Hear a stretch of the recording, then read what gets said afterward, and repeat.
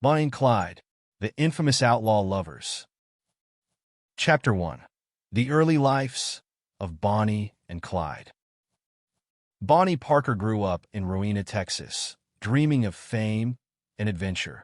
Yet her life was defined by the hardships of the Great Depression. Born on October 1, 1910, Bonnie displayed a talent for poetry and harbored aspirations beyond her modest surroundings. Clyde Barrow, born on March 24, 1909, near Tellico, Texas, was raised in a family struggling to escape poverty. The Barrows moved to West Dallas in 1922, living in a tent before eventually building a small shack. Clyde's older brother Buck often led him into petty thefts as a teenager, starting with stolen chickens and escalating to car theft. The brothers became well known to local authorities, marking Clyde as a juvenile delinquent by 1926. Bonnie, deeply romantic and creative, married Roy Thornton at age 15 in 1926. The marriage quickly deteriorated due to Roy's criminal tendencies and frequent absences, leaving Bonnie to fend for herself. By the late 1920s, Clyde had graduated to serious crimes, including burglaries and armed robberies. Despite his escalating criminal record, Clyde was known for his charm and ability to form strong bonds with allies. The stock market crash of 1929 plunged the country into the Great Depression, exacerbating poverty and desperation. This period of economic despair set the stage for the rise of outlaws like Bonnie and Clyde. In January 1930, Bonnie and Clyde met at the home of a mutual friend in Dallas. The spark was immediate, their chemistry fueled by shared dreams of escaping their difficult lives. Clyde's arrest in March 1930 for auto theft separated the couple just months after they met. Sentenced to Eastin prison farm in Texas, Clyde's experience there would forever change him. Chapter 2. Clyde Barrow's transformation in prison. Clyde endured brutal treatment at Eastin prison farm, including forced labor on a chain gang. The inhumane conditions turned him from a petty thief into a hardened criminal. To avoid the backbreaking labor, Clyde convinced another inmate to sever 2 of his toes with an axe in January 1932. The gruesome act reflected his desperation to escape the oppressive conditions. Bonnie's visits to Clyde in prison, including smuggling a weapon to aid an escape attempt, demonstrated her unwavering loyalty. Though the attempt failed, their bond grew stronger. Clyde was released early in February 1932, thanks to his mother's relentless petitions. However, the trauma of prison left him vowing never to be captured alive again. After his release, Clyde began assembling a gang, determined to strike back at society and the justice system he despised. His experiences at Eastin laid the foundation for his ruthless approach to crime. The gang's initial robberies were small-scale, targeting grocery stores and gas stations, but they quickly escalated to more dangerous heists. Clyde's meticulous planning and Bonnie's steadfast support became the cornerstones of their operations. Bonnie and Clyde, now inseparable, began their life on the run, living out of stolen cars and makeshift hideouts. Their journey was marked by desperation, defiance, and an unwavering commitment to each other. The seeds of infamy were planted as newspapers began reporting on the exploits of the Barrow gang. Bonnie's background as a poet and waitress contrasted sharply with her life as an outlaw, intriguing the public. Chapter 3. The Rise of the Barrow Gang. By mid-1932, Clyde had partnered with Raymond Hamilton and W.D. Jones, forming the early Barrow Gang. The group targeted rural banks, seen by some as symbols of Depression-era greed.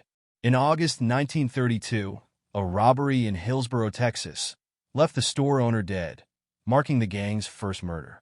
This act escalated their notoriety and cemented their status as dangerous fugitives. The Ford V8 became Clyde's trademark getaway car, known for its speed and durability. This vehicle played a critical role in the gang's ability to evade capture. The gang's reliance on back roads and rural hideouts allowed them to stay one step ahead of law enforcement. Bonnie often acted as Clyde's navigator, reading maps and planning escape routes. In April 1933, Clyde's older brother, Buck, and his wife Blanche joined the gang. Their addition added new energy to the group, though their presence also increased the gang's visibility. The gang's hideout in Joplin, Missouri, was raided by police on April 13, 1933. A violent shootout left 2 officers dead, but the gang managed to escape. Photographs left behind at the Joplin hideout, including images of Bonnie posing with a cigar and pistol, captured public attention. These photos turned Bonnie and Clyde into national celebrities. By mid-1933, the Barrow gang had become notorious across multiple states, their exploits both feared and admired. Their rise was fueled by sensational newspaper headlines and the romanticism of Depression-era outlaws. Chapter 4. Escalation and Loss. By mid-1933, the Barrow gang's violent encounters with law enforcement became more frequent and deadly. These shootouts added to their notoriety, but also put them under intense national scrutiny. In Platte City, Missouri, on July 20, 1933, the gang was ambushed by local law enforcement. Buck was shot in the head, sustaining a fatal injury, while Blanche was blinded by glass shrapnel during the raid. Despite Buck's injuries, Clyde carried him to the getaway car, driving furiously through the night to evade capture. Their efforts were in vain, as Buck succumbed to his wounds days later after their capture in Iowa. Blanche was taken into custody after the Platte City raid. Her tearful account of life with the gang later became a key source of insight into their activities. With Buck and Blanche gone, the gang was reduced to Bonnie, Clyde, and W.D. Jones. This trio operated in a state of desperation, constantly on the move to avoid capture. Bonnie's health deteriorated after she suffered severe burns on her leg during a car crash in June 1933. Despite her inability to walk without assistance, she remained committed to Clyde and their fugitive lifestyle. The gang sought refuge in abandoned barns and remote campsites, relying on sympathetic farmers for supplies. However, their increasing notoriety made finding help more difficult. Law enforcement efforts expanded, with agencies across multiple states pooling resources to hunt down the gang. The price on their heads continued to rise, turning former allies into potential informants. Chapter 5. The Eastin Prison Break and its Fallout. On January 16, 1934, Clyde orchestrated a daring breakout at Eastin Prison Farm in Texas. The raid freed several inmates, including Henry Methvin, but left one prison guard dead. The Eastin breakout was a turning point in Clyde's career, cementing his vendetta against the Texas prison system. It also made him a top priority for law enforcement across the region. Henry Methvin joined the Barrow gang after the escape, though his loyalty remained questionable. Methvin's volatile nature and lack of discipline created tension within the group. The gang's robberies became increasingly violent, often resulting in casualties among law enforcement and civilians. These acts alienated the public, who had once admired their defiance of authority. A robbery in Oklahoma in March 1934 left 2 police officers dead, drawing condemnation from across the nation. This event marked the beginning of the gang's final chapter, as public support turned to outrage. By spring 1934, the gang's network of sympathizers had all but disappeared.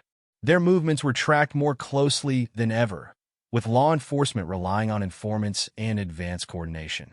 Bonnie's poetry during this time revealed her growing awareness of their impending doom. Lines such as "they'll bury them side by side" foreshadowed the violent end that awaited them. The gang's reliance on stolen cars left a trail for law enforcement to follow. Each vehicle abandoned during their escapes carried clues that brought the authorities closer. Chapter 6. The Final Ambush. Law enforcement laid a trap for Bonnie and Clyde in Bienville Parish, Louisiana, in May 1934. Henry Methvin's father lured the couple to a predetermined location, betraying them to the authorities. On the morning of May 23, 1934, Bonnie and Clyde approached the ambush site in their stolen Ford V8. The couple was unaware of the 6 heavily armed officers lying in wait. As the car slowed near Methvin's father, officers opened fire, unleashing a hail of bullets. The ambush ended in seconds, leaving both Bonnie and Clyde dead in their seats. The Ford V8 was riddled with over 100 bullet holes, a grim testament to the violent end of their spree. The The brutality of the ambush shocked the nation and sparked debates over the use of excessive force. Crowds gathered at the ambush site to view the bodies and the bullet-ridden car. The scene became a macabre spectacle, reflecting the public's fascination with the infamous couple. Bonnie and Clyde's funerals were held separately at the request of their families, despite the couple's wish to be buried together. Thousands attended the services, underscoring the enduring fascination with their story. The ambush site in Louisiana remains a historical landmark, marked by a plaque commemorating the event. Visitors continue to pay homage to the couple, drawn by the tragic romance and rebellion of their lives. The Ford V8 became a touring attraction, displayed at carnivals and fairs for decades. It now stands as a haunting reminder of the couple's violent legacy. Chapter 7. Legacy and Myth. The 1967 film Bonnie and Clyde redefined their image, portraying them as romantic antiheroes. The film's success revived interest in their story, making them icons of rebellion in American culture. Bonnie's poetry and Clyde's letters, preserved in archives, offer a glimpse into their personal thoughts and emotions. These artifacts humanize the couple, revealing the depth of their love and their struggles. Songs, books, and documentaries about Bonnie and Clyde continue to captivate audiences around the world. Their story has transcended its historical roots, becoming a timeless tale of love and defiance. Historians debate the ethics of their actions, with some framing them as victims of a harsh system and others as ruthless criminals. This duality is central to their enduring myth. The enduring fascination with Bonnie and Clyde speaks to universal themes of freedom, loyalty, and rebellion. Their story remains a powerful reminder of the complexities of human nature and the consequences of choices. Sites linked to the couple, such as the ambush location in Louisiana, attract thousands of visitors each year. These places serve as tangible connections to a story that continues to resonate across generations. The cultural legacy of Bonnie and Clyde is evident in art, fashion, and media, where their names evoke images of passion and defiance. Their tale has become synonymous with living life on one's own terms, regardless of the cost. Bonnie and Clyde's lives were a product of their time, shaped by poverty, ambition, and an unbreakable bond. Their story, equal parts tragedy and legend, ensures they will never be forgotten. Share your thoughts in the comments. For more history, subscribe, like, and share.